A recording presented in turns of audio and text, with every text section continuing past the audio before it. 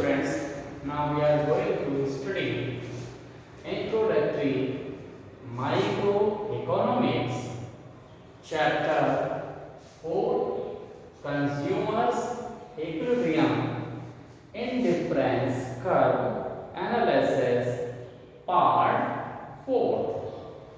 Okay students, इस fourth part में हम यहाँ डिस्कस करेंगे उसमें आपके पास कंज्यूमर का इक्विलिब्रियम होगा। कंज्यूमर का इक्विलिब्रियम आप पहले भी पढ़ चुके हैं। जब आपने चैप्टर 3 में कंज्यूमर इक्विलिब्रियम पढ़ा था तो उसमें आपके पास जो अप्रोच था वो यूटिलिटी अप्रोच था, और यहाँ आपके पास जो अप्रोच है वो आपके पास इंडिफरेंस कर्व एनालिसिस।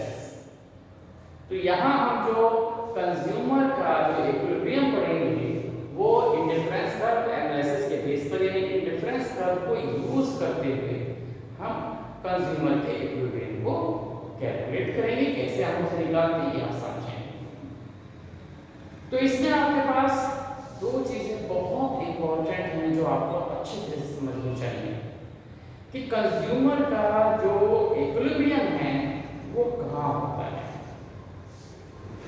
कंज्यूमर का इक्विलिब्रियम हमेशा आपके पास क्या होगा, जहां पर इंडिफरेंस कर्व का स्लोप और जो बजट लाइन है उनका स्लोप दोनों का क्या हो, बराबर हो जाए।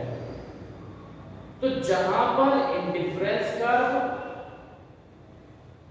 बजट लाइन पर टेंजेंट होता है, टेंजेंट का मतलब है कि उसको टच करता है, 90 पर आप देखेंगे उसे वो टच करता है, तो वहां पर कंज्यूमर का इक्विलिब्रियम होगा। क्यों? क्योंकि इंडिफरेंस कर्व के बेस पर देखें तो इंडिफरेंस कर्व के बेस पर कंज्यूमर अपने सेटिस्फैक्शन को मैक्सिमम चाहता है, और बजट लाइन शो करती है कंज्यूमर की कैपेसिटी को कि वो अपने बजट से कितने कॉम्बिनेशंस को खरीद पाता है। तो यही चीज जब हम यहाँ पर समझेंगे तो वो आपके पास कंज्यूमर के इक्विलिब्रियम के फॉर्म में आपके पास आएगा। ओके, अब देखें सबसे पहले हमारे पास जब हम बात करते हैं किसकी, कंज्यूमर का जो हमारे पास सेटिस्फैक्शन का लेवल इंडिफरेंस कर्व से दिखाना है और उसके बजट को उसके प्राइस लाइन से दिखाना है। तो ये दो चीजें आपके पास होती हैं। एक हम यहाँ पर देखते हैं, आपने देखा होगा कि ये जो हमारे पास क्या है, ये आपके पास इस तरह से अगर हम यहाँ देखें तो ये आपके पास दिखता है क्या, ये आपने x गुड्स यहाँ पर शो किया, देखें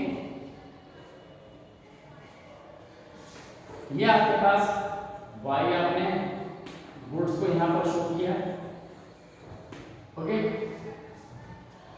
और यहाँ आपने क्या दिखा दिया, इंडिफरेंस कर्व। ये देखिए हमारे पास ये इंडिफरेंस कर्व आई, ये indifference curve. Okay, indifference curve आपको पता है level of satisfaction her point पर इक्वल है। ओके, और ये जो दूसरी जगह हम यहाँ पर दिखा रहे हैं ये आपके पास क्या है, ये देखिए ये आपके पास क्या है, ये बजट लाइन। पास आप यहां देखें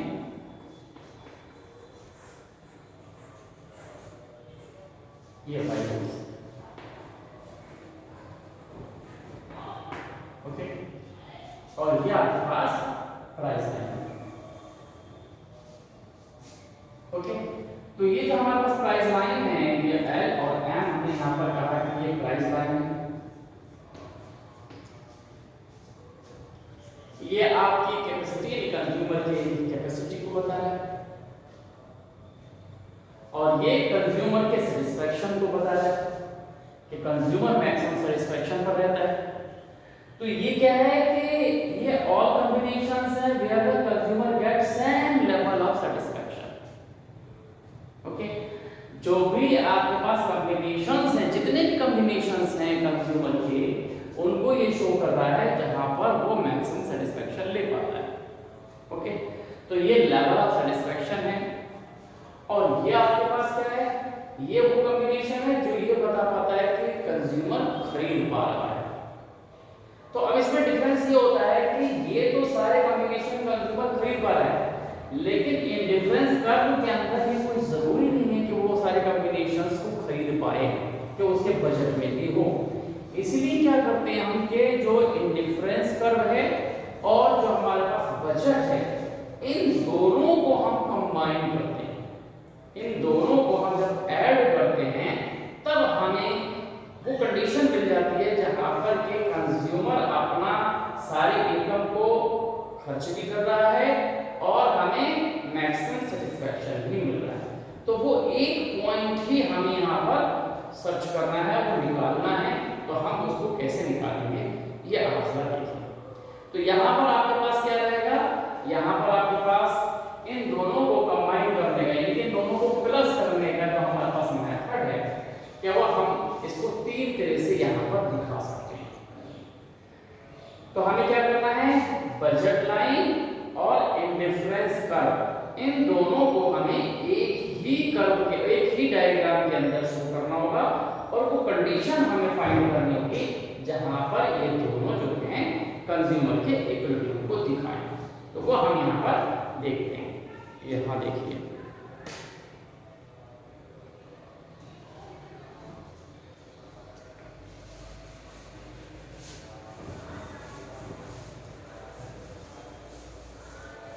तो कैसे हम यहाँ पर इसको शो करते हैं वो आप थोड़ा देखें।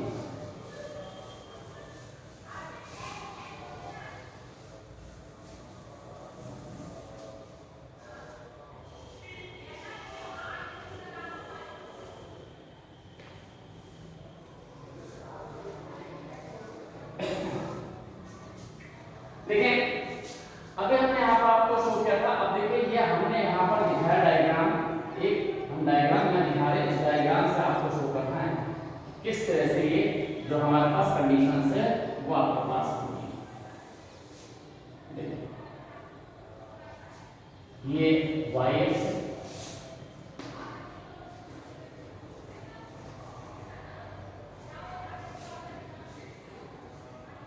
ये आपके पास x एक्स है,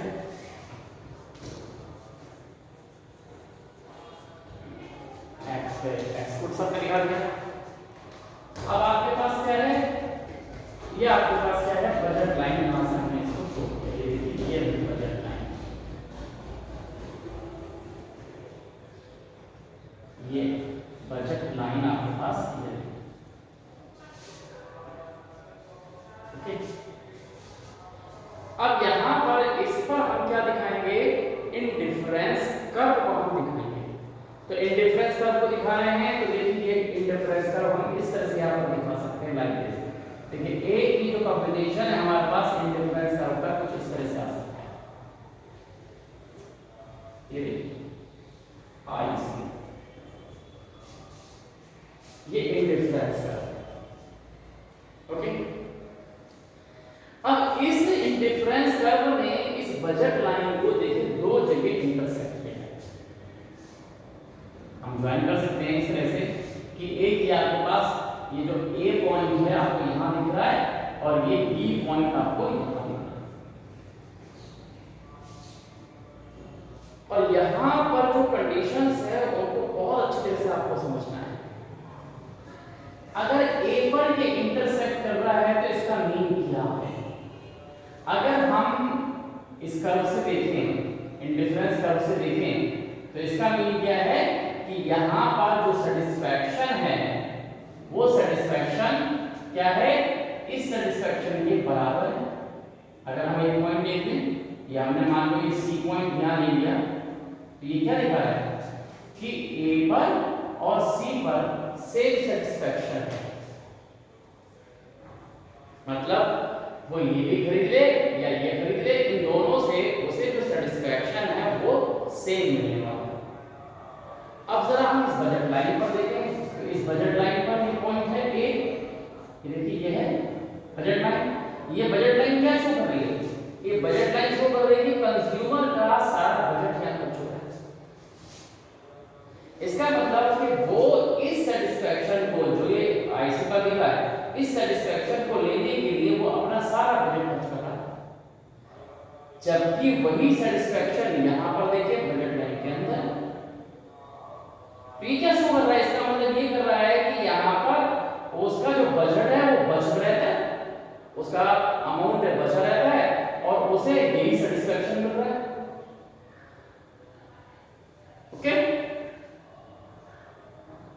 तो अब आप जरा सोचिए कि अगर एक व्यक्ति को कम पैसे से अगर वही सेटिस्फेक्शन मिल रहा है जो वो सारे खर्च कर लेता है, तो वो सारे पैसे क्यों खर्च करेगा, सारा अपना बजट क्यों खर्च करेगा, वो यहीं पर नहीं आ जाएगा, इसको खर्च करेगा। तो इसका मतलब ये हुआ कि यहां पर कंज्यूमर का इक्विलिब्रियम नहीं हुआ। क्यों? क्योंकि यहां सारा बजट खर्च कर रहा है लेकिन सेटिस्फेक्शन उसका मैक्सिमम नहीं है। क्यों नहीं है? क्यों? क्योंकि यहां पर वही सेटिस्फेक्शन उसे कम बजट से मिल रहा है। तो ये कंज्यूमर का इक्विलिब्रियम नहीं।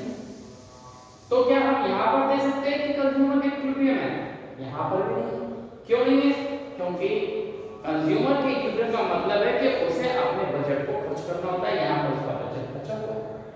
इसका मतलब है कि वो अभी और आर्टिकल कोई भी खरीद सकता है, उसके पास ये कॉम्बिनेशन। तो यहां पर भी कंज्यूमर का इक्विलिब्रियम नहीं हुआ और यहां पर भी नहीं। अब यहां पर देखिए, बी पर देखिए, तो बी पर भी वही कंडीशन है जो ए पर है। क्यों? क्योंकि ए का सेटिस्फेक्शन और बी का सेटिस्फेक्शन सेम है और दोनों ही जगह उसके पास जो बजट है वो पूरा खर्च हो रहा है। समझ रहे? तो ये जो हमारे पास है कि ये जो बी पॉइंट है, यहां पर भी उसका जो पूरा बजट है वो खर्च हो रहा है और सेटिस्फेक्शन, आप देखिए ये जो सेटिस्फेक्शन है ये वही सेटिस्फेक्शन है जो उसकी सेटिस्फेक्शन है। इसका मतलब है कि इस पॉइंट पर कंज्यूमर का बजट जो है वो बच रहा है जबकि सेटिस्फेक्शन वही मिल रहा है। तो सी पर उसके बजाय सेटिस्फेक्शन का लेवल ए या बी लेवल वो दोनों ले सकता है। कहां? सी पर। और सी पर उसका इनकम का जो एक्सपेंडिचर है वो उसका कम है, इसलिए बी पर भी क्या होगा? इक्विलिब्रियम नहीं होगा। मीन कि जहां पर ये इंटरसेक्ट हो रहे हैं, ये इंटरसेक्ट हो रहे हैं, तो इंटरसेक्ट होने का मतलब है कि ये सेटिस्फेक्शन का लेवल, ये सेटिस्फेक्शन का लेवल, सी सेटिस्फेक्शन का लेवल सेम है, इसीलिए ना तो ए पर उसका इक्विलिब्रियम होगा, ना सी पर इक्विलिब्रियम होगा और ना ही बी पर इक्विलिब्रियम होगा। तो इसका मतलब यह है कि जो हमने ये ज्वाइन किया है आईसी, ये जो आईसी का जो कॉम्बिनेशन है ये हमारे पास रॉन्ग कॉम्बिनेशन है, इस तरह से हमें कंज्यूमर का इक्विलिब्रियम नहीं मिलेगा। तो फिर हम क्या करेंगे? दूसरा तरीका हमारे पास क्या है कि हम जो आईसी है वो कैसे इसको हम यहां पर टच करें, कैसे उसे हम ऐड करें। तो इसके लिए हमारे पास क्या होगा कि यहां हम एक दूसरे तरह से इसको हम यहां टच करते हैं, इस तरह से, लाइक दिस। ये देखिए, ये IC1 था, ये IC2। अब IC2, अब IC2 की कंडीशंस आप देखिए, ये है कंडीशन IC2 की। यहां पर केवल एक जगह हमारे पास पॉइंट मिल रहा है, जैसे आपने कहा ई पॉइंट है। चलिए ई जो है हम यहां लिखते हैं ई। अब ई पॉइंट को जरा एक्सप्लेन करें तो किस तरह से होगा, वही वैसे ही एक्सप्लेन करना है। अगर हम बजट लाइन के हिसाब से देखते हैं तो ए पर भी बजट खर्च हो रहा है, ई पर भी बजट खर्च हो रहा है और बी पर भी खर्च हो रहा है। इन तीनों जगह कंज्यूमर का जो बजट है वो फिनिश है, खत्म हो गया। लेकिन अगर हम यहां देखें सेटिस्फेक्शन के लेवल को, तो ए पर सेटिस्फेक्शन कम है। क्यों? क्योंकि ई जो है IC1 से ऊपर हायर लेवल है, तो हायर लेवल हमें सेटिस्फेक्शन को ज्यादा दिखाता है। ओके, तो यहां पर जो बजट है वो सारा खर्च होने के बावजूद भी आपके पास देखें क्या मिल रहा है कि इस पर सेटिस्फेक्शन जो है, इस पर सेटिस्फेक्शन और इस पर सेटिस्फेक्शन तीनों पर सेम है। ओके, लेकिन हमेशा क्या है कि यहां पर जो सेटिस्फेक्शन है, ये देखिए, ये हमारे पास ई पर जो सेटिस्फेक्शन है वो हमें ए से भी ज्यादा है, अगर बी पर देखें तो सी से भी ज्यादा है और बी से भी ज्यादा है। इसका मतलब जो सेटिस्फेक्शन का लेवल है वो IC2 पर IC1 से ज्यादा होगा। तो ये सेटिस्फेक्शन का लेवल यहाँ पर ज्यादा हो गया। ओके, तो इसका मीन क्या होगा, ई पर वो पॉइंट आपके पास आ गया कि जहां पर क्या चीज है, जहां पर कंज्यूमर का जो सेटिस्फेक्शन है वो भी मैक्सिमम हो रहा है और उसका बजट भी सारा खर्च हो रहा है। तो इसलिए क्या होगा, इक्विलिब्रियम केवल ई पर होगा, ना ए पर होगा, ना सी पर होगा और ना ही बी पर होगा, केवल ई पर होगा, क्योंकि ई ही एक ऐसा पॉइंट है जहां पर उसका सेटिस्फेक्शन का लेवल मैक्सिमम है और बजट भी पूरी तरह से खर्च हो रहा है। इसी पॉइंट को हम बोल देते हैं कि स्लोप जो IC का स्लोप है यानी कि MRS जिसे हम बोलते हैं marginal rate of substitute XY, वो क्या है, बजट इसका स्लोप इनका बराबर है, वो हम अभी लिखेंगे। लेकिन यहां आप देखें कि ये जो कंडीशन है, इस कंडीशन क्या बोलेंगे कि जो IC है वो क्या है, बजट लाइन पर टेंजेंट है। अगर हम यहाँ पर एक लाइन ड्रॉ कर लें तो ये 90 के एंगल से हमारे पास एक लाइन दिखेगी, ये इस तरह से, ये टेंजेंट, ये 90 है और 90 है। इसीलिए हम बोलते हैं कि IC जो है इस पर बजट लाइन पर टेंजेंट है। तो जहां पर ये टेंजेंट होती है किसके, IC tangent on budget line, that point known as a equilibrium. तो ई ही एक ऐसा पॉइंट मिलेगा कि जहां पर ये टेंजेंट है। ये टेंजेंट नहीं होगा क्योंकि यहां पर देखें तो ये एंगल आपके पास 90 नहीं होगा, क्योंकि यहां पर ये नीचे की तरफ जा रहा है। तो इस तरह से हमारे पास क्या मिलेगा, E is the point where the slope of IC और slope of budget line both are the same। ये पहली कंडीशन आपके पास रहती है कंज्यूमर के इक्विलिब्रियम की। ओके, अब वो हम लिखेंगे। अब तीसरी कंडीशन हम देख सकते हैं कि हमने कहा था कि IC को इंटरफेरेंस कर्व को आप तीन तरह से ज्वाइन कर सकते हैं। तो पहले तरह से आपने ज्वाइन किया था तो इनसाइड इंटरसेक्टिंग पॉइंट मिल गए थे, यहां टेंजेंट मिल गया। तीसरा हम पॉइंट देखें तो ये हमें इस तरह से मिल सकता है कि ये हमारे पास ये लाइक दिस, ये आपके पास IC थर्ड है, ये आपके पास इस तरह से ये पॉइंट जो है वो आपको दिख देगा। ओके, तो इस तरह से हमारे पास ये IC जो 3 हम यहां दिखाई दिया, ये क्या शो कर रहा है, IC जो 3 है वो हमें क्या शो कर रहा है, ये भी इंडिफरेंस कर रहा है, ये भी हमारे पास सेटिस्फेक्शन के लेवल को दिखाई दे रहा है कि ये एक सेटिस्फेक्शन का लेवल है। यहां पर कोई भी पॉइंट आप ले सकते हैं, यहां पर आप ये पॉइंट F ले सकते हैं या आप यहां पर G ले सकते हैं, कोई सा भी आप पॉइंट ले सकते हैं।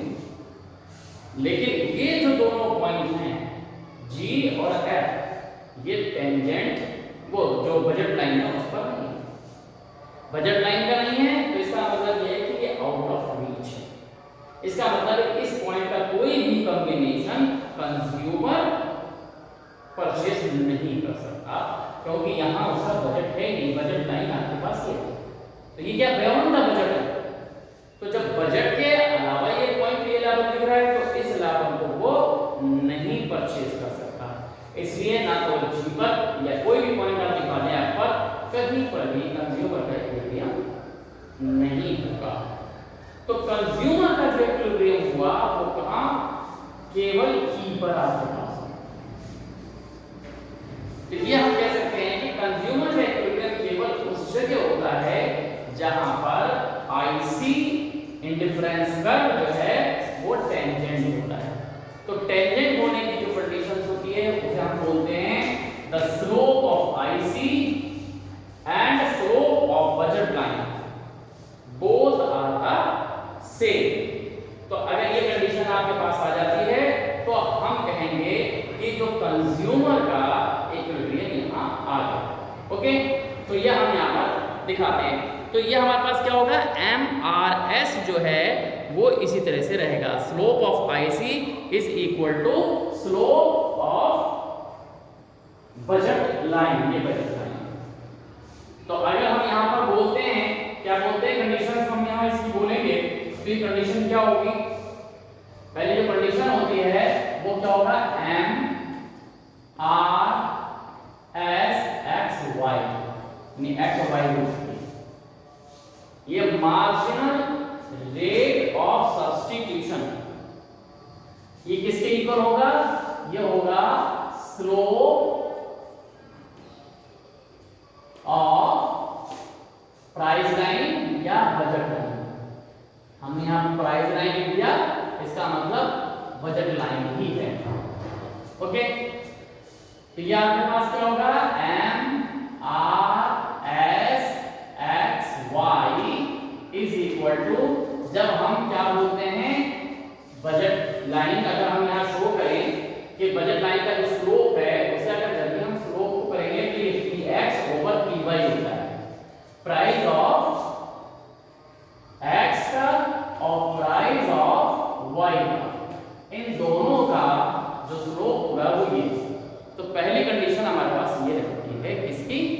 कंज्यूमर के इक्विलिब्रियम की। इसका मतलब ये है कि जो IC है वो क्या है? Indifference curve. ये क्या कहलाता है? टेंजेंट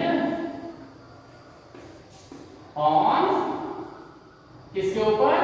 ये जो बजट लाइन है इसे हम बोलते हैं बजट लाइन।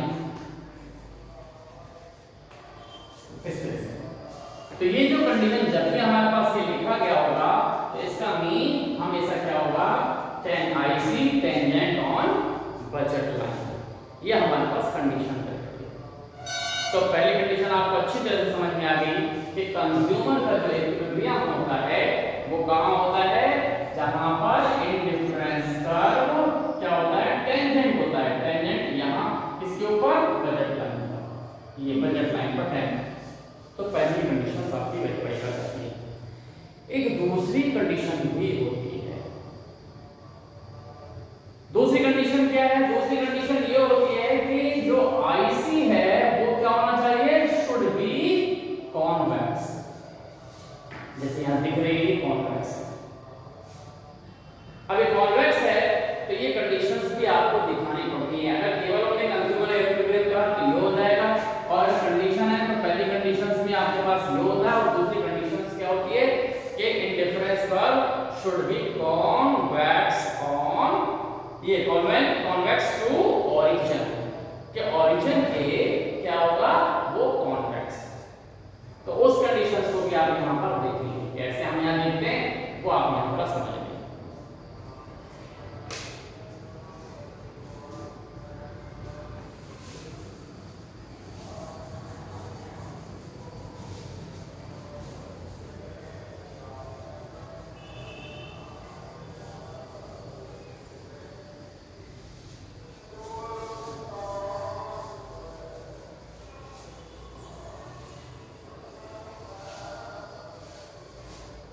देखें,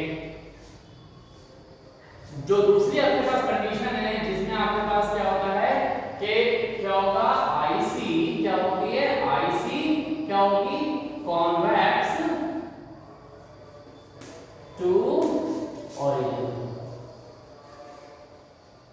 ये जो दूसरी कंडीशन हमारे पास है, दो कंडीशंस आपके पास है, ये दोनों फॉलो करती है।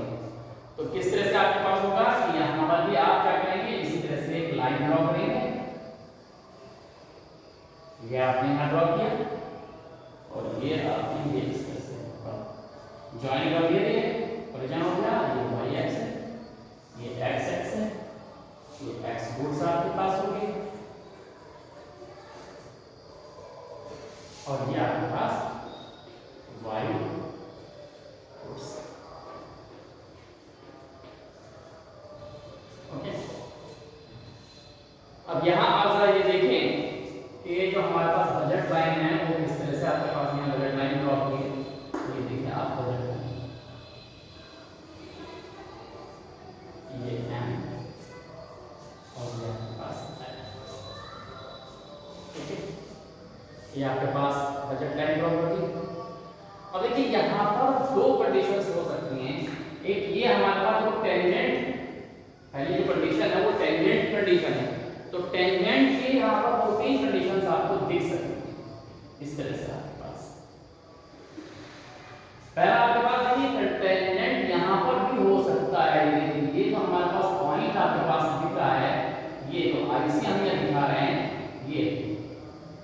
पास क्या है, टेंजेंट की कंडीशन आपके पास है। ये टच करती हुई लाइन आपके पास ये दिख रही है IC। दूसरी कंडीशन हम यहाँ पर भी ये दिखा सकते हैं, लेकिन ये भी हमारे पास क्या है, टेंजेंट की कंडीशन है। ये कंडीशन टेंजेंट, और ये भी कंडीशन हमारे पास क्या है, ये टेंजेंट की कंडीशन है। ये देखिए ये टेंजेंट है। अब यहाँ पर जो IC1, अगर हम इस IC1 कहें इसे हम IC2 कह दें और ये IC3 कह दें, तो IC1 जो है वो क्या है, ये आप देख रहे हैं, ये जो पॉइंट आपके पास दिख रहा है, ये A पॉइंट है आपके पास, ये आप देख रहे हैं E पॉइंट है, इसे आपने कहा E पॉइंट है। ये देखिए ये जो स्लोप है ये ओरिजिन पे क्या है, ये है कॉनकेव। कॉनकेव का मतलब क्या हो गया कि यहाँ पर जो MRS है वो क्या शो कर रहा है, इसका मतलब जो है MRS यहाँ पर क्या दिखा रहा है कि जो रेट ऑफ सब्स्टिट्यूशन है वो क्या होती है, इंक्रीजिंग रेट, जबकि MRS इंक्रीजिंग नहीं हो सकता, वो हमेशा डिक्रीज होगा। डिक्रीज होने पर ही ये कॉन्वेक्स दिखाई देगा, इंक्रीज होने पर ये नहीं दिखाई देगा। तो इसके से हम यहाँ पर कह सकते हैं इसे कि ये जो हमारे पास है ये क्या है, ये कॉनकेव कंडीशन है। यहाँ पर जो रेट ऑफ सब्स्टिट्यूशन है वो इंक्रीज ही है, और वही रेट हमारे पास यहाँ पर है B पर, ये भी कॉनकेव है। इसका मतलब भी क्या हो गया, मार्जिनल रेट ऑफ सब्स्टिट्यूशन क्या है, वो इंक्रीजिंग हो रही है, जबकि डिफरेंस कट में मार्जिनल रेट ऑफ सब्स्टिट्यूशन हमेशा डिक्रीज होती है। तो डिक्रीज होने पर ही क्या होगा, वो कॉन्वेक्स होगा। तो ये जो हमारे पास है E पॉइंट पर IC कॉन्वेक्स है, बाकी A पर और B पर ये कॉनकेव है। तो यहाँ पर क्या है, कंज्यूमर का इक्विलिब्रियम नहीं होगा। तो इक्विलिब्रियम कहाँ होगा, केवल E पर होगा। तो ये कंडीशन वेरी करती है कि ये कॉन्वेक्स है। तो क्या है, A एंड B जो हमारे पास है वो क्या है, A and B are concave. यहां पर ये क्या है, ये concave to origin, okay, hence A and B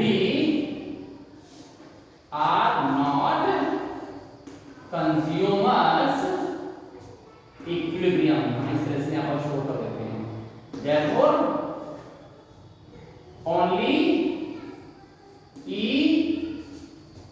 is the point where consumer in equilibrium, या ओके। तो ये आपके पास पॉइंट इस तरह से यहां पर गिरा। तो यहां पर A और B जो है वो कॉनकेव है, इसलिए यहां पर इक्विलिब्रियम नहीं होगा। इक्विलिब्रियम केवल आपका E पर होगा। क्यों, क्योंकि यही जो है हमारे पास क्या है, only E is the point where consumer in equilibrium because of, यहां लिख सकते हैं या यहां पर लिख सकते हैं कि because of IC, because of here IC क्या होगा, because of here IC is convex to origin। ये हमारे पास जो कंडीशंस है वो रिक्वायर्ड कंडीशन यहाँ पर होगा। तो ये दो कंडीशंस आपको दिखानी पड़ती हैं। अगर उन्हें पूछा कि show the two conditions where the consumer equilibrium, तो पहली कंडीशन MRX ये आपके पास होती है, और ये दूसरी कंडीशंस ये आपके पास होती हैं। पहली कंडीशन का डायग्राम आपके पास हमने पहले बना दिया है सारा, वो आपके पास रहता है, और दूसरा आपके पास ये है। तो अगर कंडीशंस को कहा जाता है कि शो द डायग्राम, तो डायग्राम से दिखा देंगे, नहीं तो आप इसको लिख सकते हैं। ओके, तो ये दो चीजें आपको यहाँ समझ में आ गई कि कंज्यूमर जो है वो इक्विलिब्रियम में कहाँ होगा। तो कंडीशंस दोनों की आपके पास हो गई। वेयर पहली conditions IC tangent on budget line, या फिर आप लिख सकते हैं MRS यानी marginal rate of substitution is equal to the slope of budget line. MRS is xy equal to px over py पहली कंडीशन। दूसरा it should be convex to origin, where ये आपने लिखकर दिखा देना होता है। तो इस तरह से आपके पास क्या हो जाएगा, कंज्यूमर का जो इक्विलिब्रियम है वो पूरा आपको क्लियर हो जाता है। समझिए, तो ये जो कंज्यूमर का इक्विलिब्रियम है इस तरह से आपको एक्सप्लेन करना होता है।